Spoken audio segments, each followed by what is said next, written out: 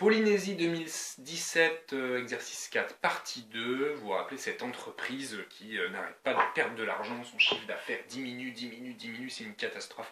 Sauf qu'en partie B, on est content. Pourquoi? Parce que l'entreprise a la possibilité de bénéficier d'une aide de l'État. Et les aides de l'État, c'est pas mal. Avec cette aide, on vous dit qu'on modélise le chiffre d'affaires mensuel sur l'intervalle 1-12 par une fonction qui va être la fonction f de x égale 15x plus 20, le tout divisé par x. Voilà comment on modélise désormais le chiffre d'affaires de l'entreprise.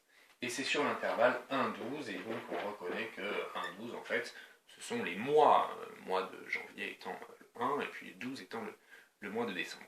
Alors, c'est ce qu'on vous précise en dessous, c'est f de 1 désigne le chiffre d'affaires au mois de janvier, f de 2 au mois de février, etc.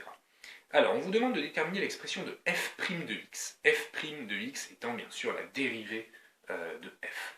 Il y a pas mal de soleil, c'est sympa, mais peut-être pas pour vous. Je vais me pousser un peu. Voilà. Ici. Hop, je décale ça un petit peu aussi. Super. Voilà. Ok. Alors, on vous demande de dériver f. Et alors, avant de dériver f, c'est un peu similaire aux exos que je vous ai laissés juste avant. Eh bien, on reconnaît sa forme et on s'aperçoit que ce n'est pas un polynôme, mais que c'est une fonction quotient. Donc, pour dériver f, on va d'abord avoir besoin d'identifier. D'identifier quoi? D'identifier que ça va être un truc qu'on va appeler u de x, et que ça va être quelque chose qu'on va appeler v de x. Et on va écrire donc que f est de la forme, u de x sur v de x, avec petit catalogue, u de x c'est ce qui est en haut, c'est 15x plus 20, et v de x c'est ce qui est en bas, c'est x. Vous vous rappelez, petit catalogue, on doit avoir u, v, mais aussi leurs dérivées respectives, c'est-à-dire u' de x et v' de x. Facile à dériver, u' c'est 15, v' c'est 1. Le petit catalogue est fini, je peux écrire ma formule, u', v, ça c'est f' bien sûr, moins u, v', le tout divisé par v carré, formule à apprendre par cœur, bien sûr. Et je remplace. Quand je remplace, je fais attention aux parenthèses, bien sûr, rappelez-vous, si j'en ai besoin.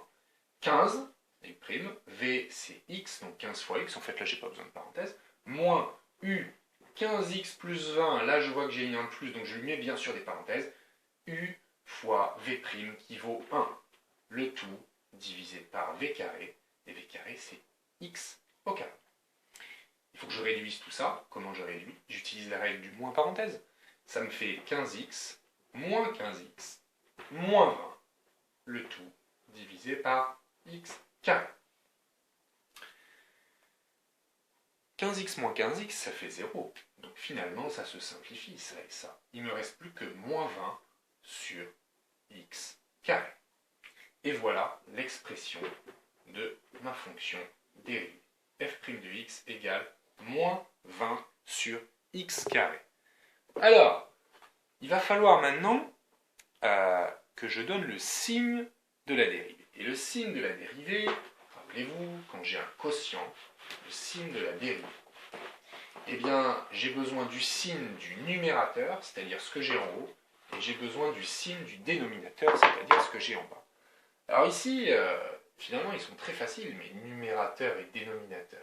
Ici, mon numérateur, c'est moins 20. Je suis sur l'intervalle 1,12.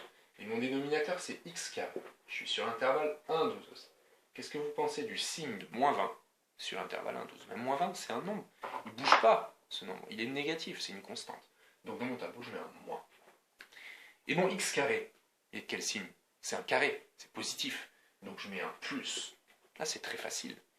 Alors ça veut dire que le quotient des deux, f' de x, qui est moins 20 sur x carré, il sera de quel signe? Moins divisé par plus, ça donne moins, bien sûr, c'est-à-dire négatif. Voilà le signe de ma dérivée, elle est négative sur l'intervalle 1,12. Enfin, variation de f, j'en déduis donc que la fonction, elle est strictement décroissante. Mon tableau de variation est fini. Il me reste à déterminer ces valeurs-là, qui sont f de 1 et f de 12. Comment je fais? Je réutilise ma fonction f, et non pas f', attention, et je remplacerai. Ma fonction f de x, c'était 15x plus 20, le tout divisé par x. Quand je veux calculer f de 1, je remplace x par 1 là-dedans. 15 fois 1, 15 plus 20, 35, divisé par 1, 35. Ça se fait à la calculette, bien sûr. Et quand je remplace x par 12, ça me fait 15 fois 12. Donc ça fait 180. Plus 20, ça fait 200. 200 divisé par 12. Je n'ai pas trop envie de faire ça. Et ça me fait à peu près 16,7, valeur que j'ai obtenue en remplaçant x par 12 dans l'expression de f de x. Et voilà mon tableau de variation.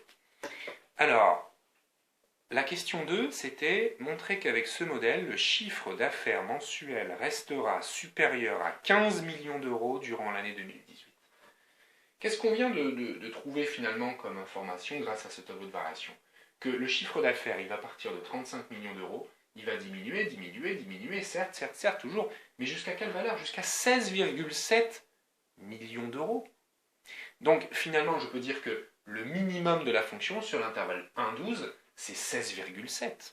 Si c'est le minimum de la fonction, eh bien, ça veut dire que pour tout x de l'intervalle 1,12, on aura toujours f de x qui sera supérieur ou égal à 16,7, ce qui est supérieur à 15. Ce qui veut dire que le chiffre d'affaires, il sera toujours supérieur à 15 millions d'euros sur toute l'année 2018. Voilà. À vous de savoir faire ça tout seul maintenant. À bientôt.